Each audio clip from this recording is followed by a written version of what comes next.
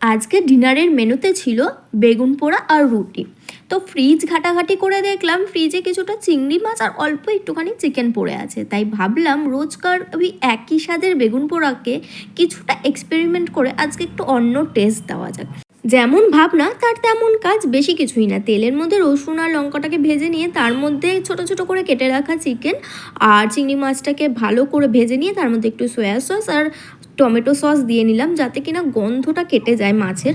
তো এটাকে পরে পেঁয়াজটা দিয়ে ভালো করে ভেজে নিয়ে তার মধ্যে পরিমাণ মতন হলুদ গুঁড়ো, লঙ্কার গুঁড়ো আর লবণ দিয়ে ভালো করে নেড়ে তার মধ্যে পুড়িয়ে রাখা বেগুন আর টমেটোটা অ্যাড করে একটুখানি তার উপরে কাঁচা সর্ষের তেল আর ধনেপাতা কুচি দিয়ে একটু নাড়িয়ে নিয়ে সার্ভ করে দিন গরম গরম রুটির সাথে। আর হ্যাঁ, সাবধান, যতটা রুটি খান রেগুলার তার থেকে কিন্তু বেশি রুটি লাগবেই।